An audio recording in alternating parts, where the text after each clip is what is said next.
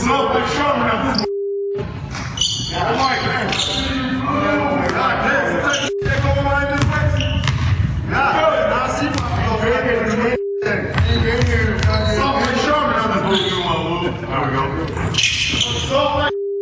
being myself. You know, just I don't get a chance to really get out there and play too much, you know, because of my body and stuff. But I had an off day yesterday. And, nice full day today to recover. Hopefully this practice can carry, the guys can kind of carry the energy of this practice a little bit. As often as I can get out there and do what I did today, I'm all for it. I mean, I had so much fun being out there. You know, just a level of excitement to be able to play and compete in practice. I've always enjoyed practices more than the games, actually. Alrighty. Kobe Bryant downplaying the incident, saying it's just what happens in practice. However, this time, cameras caught it. Kobe Bryant has been very honest about his temper and how he deals with his teammates, saying earlier this month, if he's not happy, nobody will be happy. But back to the incident, Stephen A. And I'm not just saying this because I'm a Laker fan. I don't think it was a big deal, but I asked you the question, big deal or no big deal? It's no big deal whatsoever. It's ridiculous that this is even a subject in the nation. I can't believe when I'm reading the wires and I see this stuff being talked about yesterday, and then SportsCenter has got it all over the place. I'm like, what the hell is wrong with people? Have they forgotten the game of basketball and how it's played? I don't care what team you pick. I don't care what star you pick. In practice for a team, this kind of stuff happens all the time. All the time.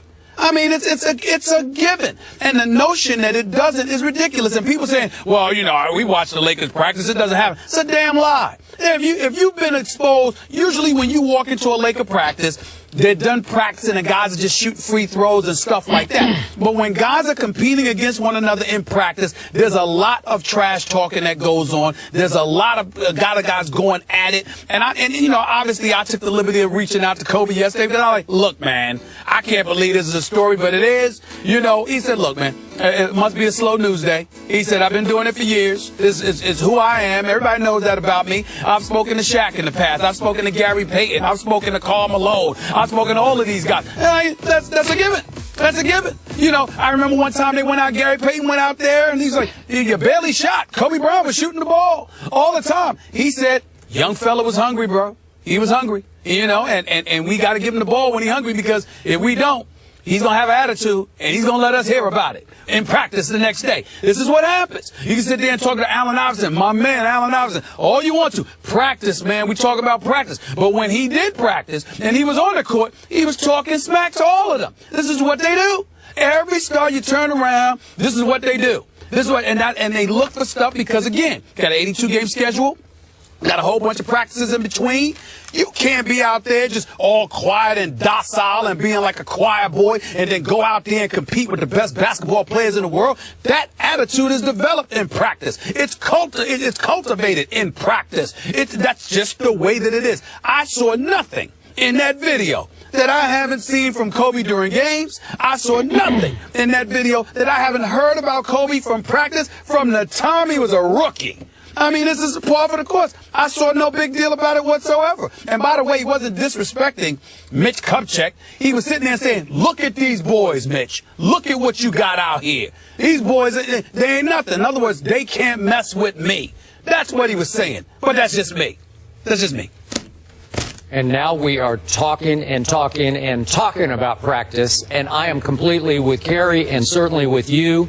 This is zero big deal to me. I had the privilege of attending the end of a number of Michael Jordan practices. And you want to talk about a show that got put on? Woo!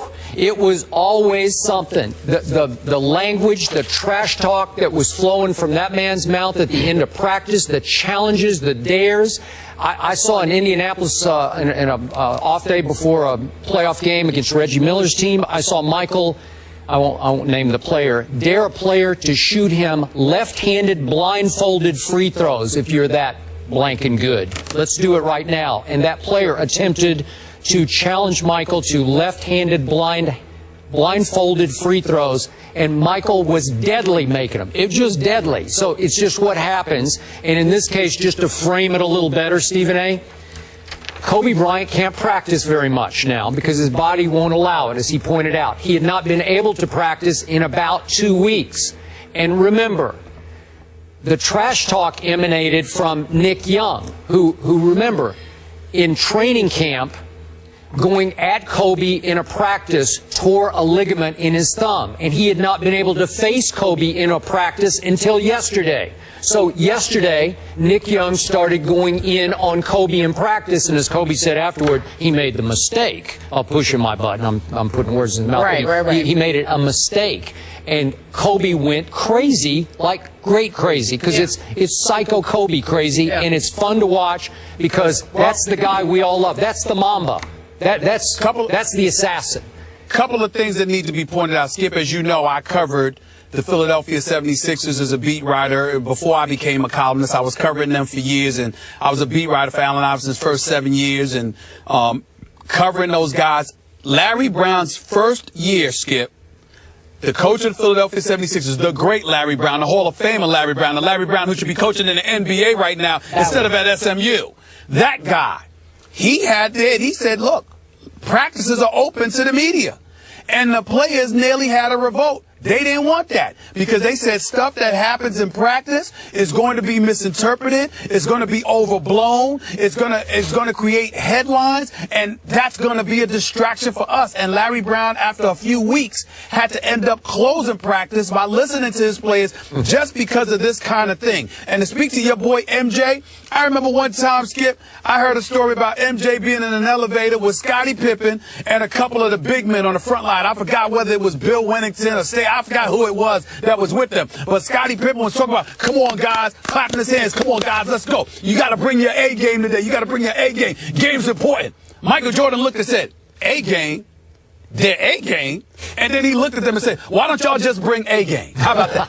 Why don't y'all just do that? You understand? That's classic. Now this is in an elevator. So can you imagine what is said on practice? I mean, it makes no sense, man, how people to sit here and to turn this into a national. I mean, how ridiculous can you be? It makes no sense whatsoever. I think that the video was interpreted by some Laker fans as Kobe yelling to Mitch Kupchak, the GM, who was standing on the side, as if these players, my second unit is so pathetic that they don't even test me in practice. That's how it came across, right?